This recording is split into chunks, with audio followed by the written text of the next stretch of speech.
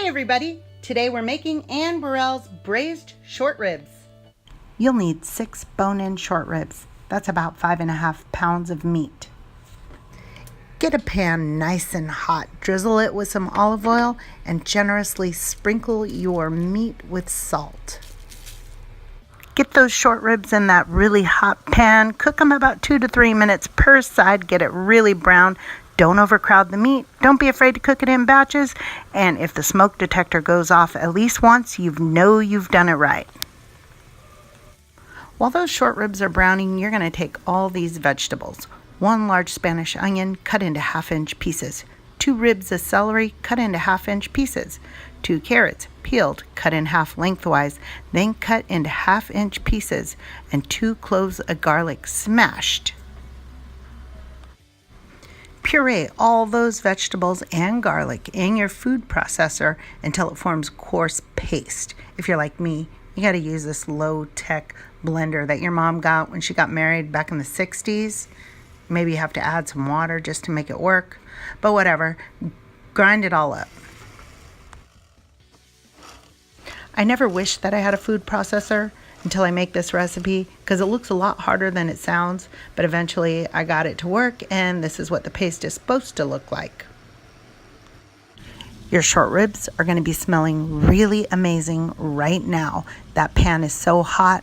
Those short ribs are brown on all the sides. Smoke detector might even go off one more time, but remove those short ribs from the pan, drain the fat, then we're going to coat the bottom of the pan with brand new oil. Now that you have the fresh oil in the pan, you're going to add the pureed vegetables. Season those vegetables with a little salt and brown them until they're very dark and a crud has formed on the bottom of the pan. Takes about 5 to 7 minutes. Again, scrape the crud, let it form in the bottom of the pan. Do it one more time. Then we're going to add tomato paste. Add to the hot pan 1.5 cups of tomato paste. Stirring and scraping in the bottom of that hot pan, you're going to brown the tomato paste for 4 to 5 minutes.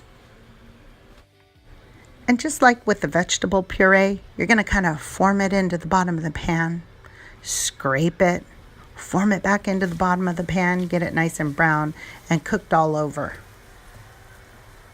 And just about now, the kids probably think you're not doing anything in the kitchen but just stirring stuff and playing.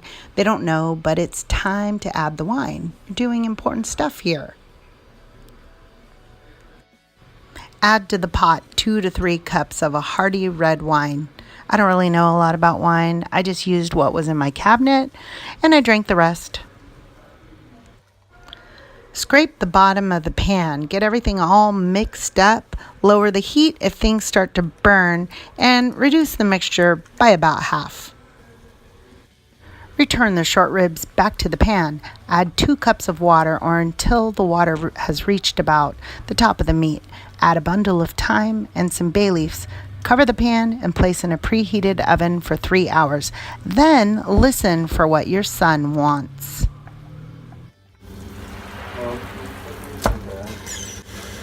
Yes, I can scratch your back in a minute. Step on your back? Okay, just a minute. Let me finish this. Step or scratch, okay? At this point, you take a quick break to walk over and step or scratch on your son's back. Of course he didn't want it to end, but it was time to put a lid on the pot and pop it in the oven. Remove the lid during the last 20 minutes of cooking. Let things get nice and brown and let the sauce reduce. After that, you're going to have the most incredible dinner. Ann Burrell's braised short ribs. If you liked this video in any way or if you found it helpful, please remember to give it a thumbs up. And if you want to be part of the family, make sure to subscribe so you don't miss another video. Thanks a bunch.